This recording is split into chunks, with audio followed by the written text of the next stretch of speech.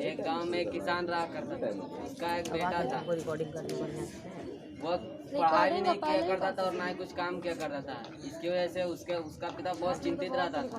एक दिन वो उसे अपने खेत में काम करने के लिए लेकर गया, तो वो वहाँ पर भी काम नहीं करता और घर चला जाता था। तो इस बात से किसान बहुत परेशान हो गया। अगर वो बड़ा होगा तो क्या करेगा? किसान बहुत चिंता में रहने लगा। तो फिर एक दिन उसे पता चला कि गांव में एक महात्मा जी हैं। फिर वो अपने बेटे रामू से बोला कि जाओ उनके पास जाओ, वो तुम जो मांगोगे वो तुम्हें देंगे। तो रामू आ जाता है और रास्ते में उसे सुना देता है कि वो महात्मा किसी को भी स्वर्ग भेज सकते हैं। तो इसकी वजह से वो वहाँ जाता है और उनसे बोलता है कि मैं भी स्वर्ग जाना चाहता हूँ। महात्मा रामू से बोलते हैं कि मैं तुम्हें स्वर्ग भेज दूंगा, लेकिन मेरी एक शर्त है, तुम्हें 1 महीने तक लोगों की सेवा करनी होगी। रामू बोलता है ठीक है। फिर वो वहाँ से चला जाता है। फिर हर दिन वह एक गांव वाले की मदद किया करता है। अगर रास्ते में कोई और भी मिल जाता वो उसकी मदद कर दिया करता था। इसकी वजह से गांव वाले उसे बहुत ज़्यादा चाहने लगे और उससे प्यार करने लगे थे, जिसकी वजह से रामू बहुत खुश हो गया। फिर जैसे ही 1 महीना बीता, वो महात्मा जी के पास गया और महात्मा जी को बोला, महात्मा जी उससे बोले क्या तुम अभी भी स्वर्ग जाना चाहते हो? तो रामू बोला नहीं, मैं स्वर्ग नहीं जाना चाहता, क्योंकि मैंने लोगों की मदद की और वो मुझे उनसे इतना लगाव हो गया है कि मैं उन्हें छोड़कर कहीं नहीं जाना चाहता। और यह सुनकर महात्मा खुश हो गए और बोले कि मुझे खुशी है कि तुम अपना पाठ स्वयं सीख गए। और यह कहकर महात्मा जी ने बोला कि मैं तुम्हें यही बताना चाहता था। रामू वहाँ से घर चला जाता। तुरंत नया वीडियो तुरंत चालू करता है। बहुत समय पहले की बात है। एक बहुत ही बुद्धिमान और तेजस्वी गुरु रहते थे एक आश्रम में। उनके साथ कुछ शिष्य भी वहाँ पे रहते थे। एक दिन गुरु ने अपने सभी शिष्यों को अपने पास बुलाया और बोले, मेरी पुत्री बड़ी हो गई है और मुझे उसके विवाह के लिए कुछ धन चाहिए। सभी शिष्य बोले कि हम अपने घर से कुछ ला के आपको दे देंगे, जिससे आपका पुत्री की विवाह हो जाएगी। फिर सभी शिष्य अपने घर से कुछ न कुछ लाना शुरू कर देते हैं। ऐसे ही बहुत सारी चीज़ें जमा हो जाती है, लेकिन एक शिष्य था जो अभी तक कुछ भी नहीं लेके आया था। गुरु उससे पूछते हैं कि सब कुछ न कुछ ला रहे हैं, लेकिन तुम क्यों नहीं ला रहे हो? तो वह शिष्य बोलता है कि मेरे घर में ऐसा कोई भी स्थान नहीं है जहाँ मुझे कोई नहीं देखे। मैं कुछ भी चुरा के नहीं ला सकता हूँ। गुरु बोलते हैं कि कोई तो ऐसा स्थान होगा जहाँ तुम्हें कोई नहीं देखे चोरी करते हुए। फिर शिष्य अपने घर जाता है, लेकिन फिर भी उसे कोई भी स्थान ऐसा नहीं मिलता हो अपने घर में कि वह वहाँ से कुछ चोरी कर सके और अपने गुरु के पास लेके आ सके। तो फिर शिष्य अपने गुरु से बोलता है कि मैं फिर भी कुछ नहीं ला सका। गुरु बोलते हैं कि तुमने ऐसा क्यों किया? शिष्य बोलता है कि मैं इसलिए नहीं लाता हूँ क्योंकि कोई मुझे चोरी करते हुए देखे या ना देखे, मैं अपने कर्म को तो देख ही रहा हूँ। गुरु अपने सच्चे शिष्य को पहचान लेते हैं और अपनी पुत्री का विवाह उससे करा देते हैं। अब बोल भी तो। एक नगर में एक गुरु थे और 2 चेला थे। दोनों आपस में घूमने जा रहे थे। दोनों घूमते घूमते अंधेर नगरी में पहुंच गए। दोनों अंधेर नगरी में पहुंच गए। तो उसके बाद वहाँ जो भी लेते ना, वहाँ बहुत सस्ता देता था। तो उनके चेला बोलने लगे, गुरुजी हम लोग यहीं बस जाएंगे, हम लोग को यह जगह बहुत अच्छा है, यहाँ हर चीज़ बहुत सस्ते में मिलता है और हम लोग के नगर में हर चीज़ बहुत महंगा देता है। तो गुरु बोलते हैं कि नहीं, हमको इस नगर में ज़्यादा देर नहीं रुकना चाहिए, यहाँ बहुत ही खतरा है। तो उसके बाद चेला बोलता है नहीं आप चल जाइए, मैं नहीं जाऊँगा। तो बोलता है ना गुरु कि जब भी तुम्हें मेरी ज़रूरत पड़ेगी तुम मुझे दिल से पुकारना, मैं आ जाऊँगा। तो गुरु वहाँ से चला जाता है। तो उसके बाद वो दोनों आराम से खाते रहते हैं। तो राजा के पास एक बार एक शिकायत आता है कि एक दीवार गिरने से मेरी बकरी की मौत हो गई। तो जब वो मर गई तो राजा बोला जिसने बनाया हुआ दीवार उसे फांसी पर लटका दिया जाए। तो बोलता है कि नहीं, मैं इसका जिम्मेदार मैं ना हूँ, जिसने बनाया ठेकेदार वो है। तो वो बोलता है ये मेरी गलती नहीं है, ये किसी और की गलती है। तो राजा बोलता है कि ठीक है, जिसके गलती है उसको यहाँ लेके आओ। तो जिसको लेके आता है वह बहुत ही पतला होता है, वह फंदे में नहीं उसमें नहीं हो पाता है फिट। तो उसके बाद राजा बोलता है कि किसी मोटे तगड़े आदमी को लेके आओ जो इसमें अटक सके और जिससे उसकी फांसी हो सके। तो सिपाही सब चल जाता है ढूंढने के लिए। तो कुछ देर के बाद वह देखता है ना कि जो गुरु के जो दोनों शिष्य थे वह आराम से सीढ़ी पे खाते हुए होते हैं। अब वो बहुत ही मोटे हो चुके थे, ना उन्हें कुछ करना था और नहीं कुछ कर रहे थे, वो आराम से खा रहे थे। तो सिपाही ने उन्हें पकड़ा और उन्हें फांसी पर लटका दिया। तो बोले ना कि महाराज हमने क्या किया है, तो तुम बहुत मोटे हो, तुम इस पे अटक सकते हो, तो लटक सकते हो। तो उसके बाद राजा बहुत ही सोचा कि अब चलो अभी से लटका दिया जाए। तो राजा उसके बाद दोनों शिष्य जो थे अपने गुरु को बुलाने दिल से पुकारे। गुरु वहाँ पहुँच गए। तो उसके बाद गुरु बोलते हैं कि महाराज इस समय जो भी फांसी पर लटकेगा वह सीधा स्वर्ग में जाएगा। तो एक गांव में एक सन्यासी रहते थे। उनके पास एक घोड़ा था। वह दिखने में बहुत सुंदर और बलवान था। उस घोड़े का नाम सुल्तान था। बाबा भारती उस घोड़े से बहुत प्यार करते थे। वहीं उसी गांव में एक डाकू रहता था जिसका नाम खड़क सिंह था। यह बात कि घोड़ा बहुत अच्छा और ताकतवर है उसके कानों तक पहुंची। खड़क सिंह अगले ही दिन उस घोड़े को मिलने के लिए बाबा भारती के पास गए और उसके बारे में बात की।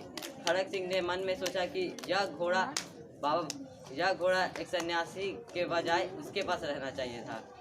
फिर वह बाबा भारती को यह बोलकर कि हाँ यह घोड़ा मैं आपके पास नहीं रहने दूंगा, वहाँ से चला गया। बाबा भारती उस दिन बहुत डर गए थे। उसी दिन से वह हर रात अपने घोड़े को रखवाली करने के लिए रात में पहरा देते रहते थे। बहुत दिन हो गए और बाबा भारती को यह डर अब हटने लगा था कि उसका घोड़ा चोरी हो जाएगा। फिर वह अगले हर दिन की तरह अपने घोड़े पर टहलने जा रहे थे और वही टहलते हुए एक अपाहिज मिल जाता है और वह मदद मांग रहा होता है। बाबा भारती अपने घोड़े से उतरकर और उससे पूछते हैं कि वह कौन है। वह बताता है कि वह एक डॉक्टर का सौतेला भाई है जिसका नाम रामनाथ है। वह उसका सौतेला भाई है और वह बाबा भारती पूछता है कि उसे क्या चाहिए। वह अपाहिज बोलता है कि उसे रामगढ़ जाना है। फिर वह अपने सहारे घोड़े पर उस अपाहिज को बैठा देता है और अपने घोड़े के लगाम को बाबा भारती पकड़कर चलने लगते हैं। तभी उनको एक झटका से लगता है और उनके हाथ से लगाम छूटकर उस अपाहिज ले लेता है। फिर वह अपना कपड़ा उतारता है और देखता है कि वह कोई और नहीं, वह खुद डाकू खड़क सिंह था। वह दूर दौड़ा के लेके जाता है और वहाँ दौड़ते रहता है। फिर बाबा भारती उसे पुकारते हैं कि रुक जा।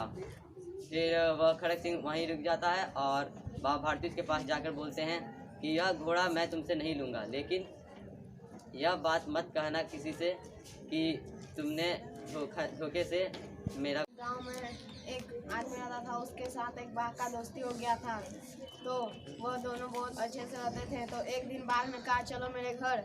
तो फिर आदमी ने कहा ठीक है। तो जब वो घर गए तो वहाँ पर बहुत सारे बाघ भी थे। तो उनको पता चल गया कि यहाँ कोई आदमी आया है उनकी सुगंध से। तो फिर वह बाघ डर गया कि कहीं यह बाघ इसे न खा जाए। तो फिर वह एक उपाय लगाया। उसके बगल में एक लौकी का सूखा हुआ खोखा सामान था। तो वो उसने फूका तो उसमें से टोटे टोटे की आवाज़ निकली और वहाँ के सारे बाघ डर गए कि यह कैसी आवाज़ है। वो सारे बाघ वहाँ से भाग गए।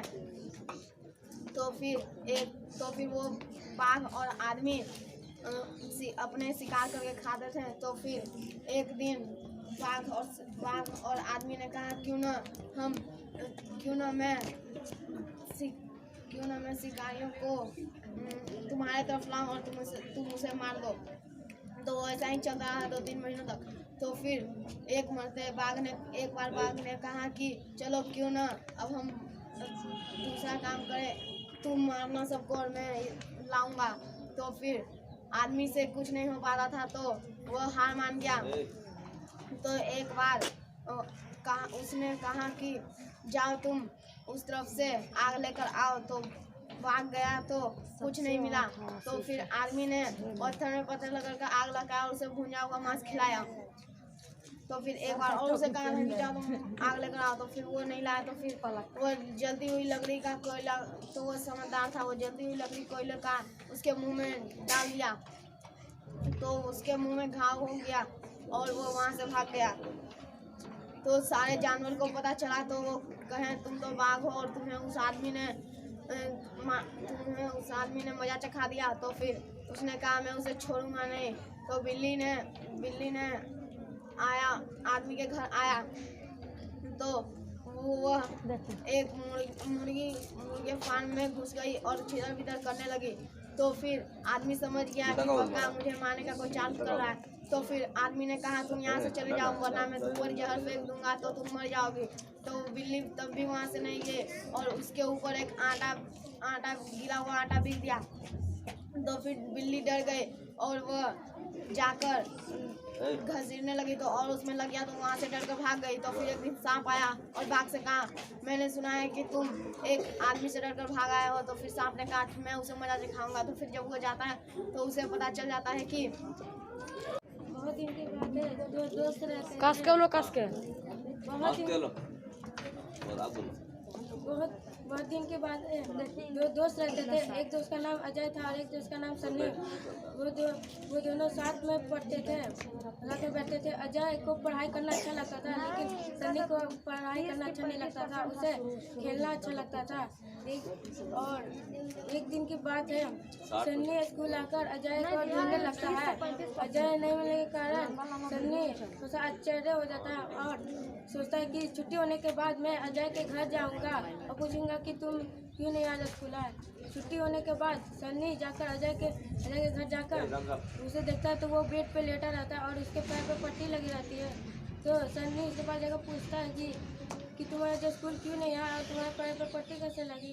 तो अजय बोलता है कि मैं जब सीढ़ियों से नीचे आ रहा था तो मेरे पैर फिसल के मैं गिर गया और डॉक्टर ने मुझे कहा है कि तुम्हें। तो सन्नी बोलता है कि 2 महीनों में ही हम लोग एग्जाम चालू होगा तो तुमने अपने नोट तैयार किया है। अजय बोलता है कि मैं इस हालत में अपने नोट नहीं तैयार कर सकता। सन्नी बोलता है कि ठीक है तुम अपने नोटबुक मुझे दे दो, मैं तुम्हें नोट तैयार करके दे दूंगा कल। तो फिर कल होके और एग्जाम दे देता है और वो एग्जाम में फर्स्ट आ जाता है, पास हो जाता है। आसमान की लाल परी ऊपर से नीचे, बच्चों का संसार बसा कर मिठाई खिलौनों देने आई।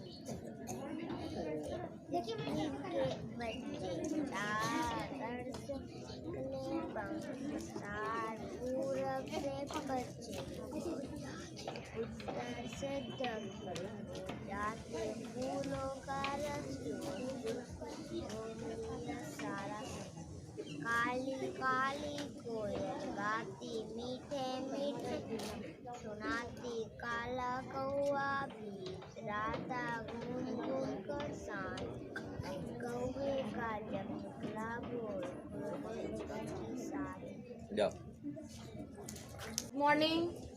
Good morning all of you.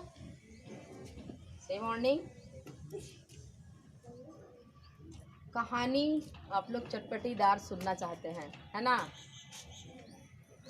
ऐसी ही कहानी है एक मूर्तिकार की।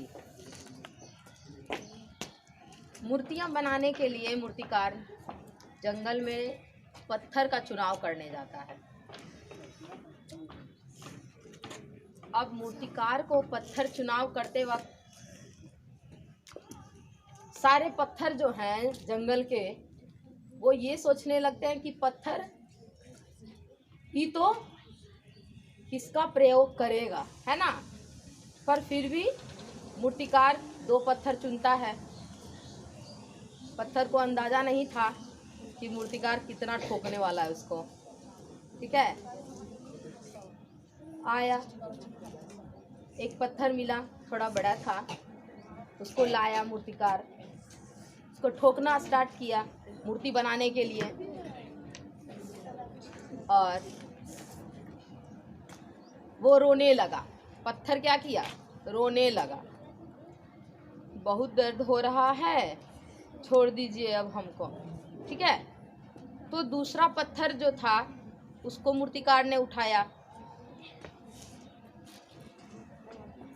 और मूर्तिकार उसको ठोकने लगा। वो कुछ नहीं बोला। ठीक है, तो उसको बनाया सुंदर मूर्ति। सुंदर मूर्ति बना लिया मूर्तिकार। उसको बेचने के लिए गांव वाले खरीदने आए उसको। और गांव में एक भगवान की मूर्ति और पत्थर की भी ज़रूरत थी। बगल में टूटा फूटा पत्थर रोध हो करके टूट फूट गया था, वो रखा हुआ था। मूर्ति खरीदा गांव वालों ने, मूर्ति की स्थापना की।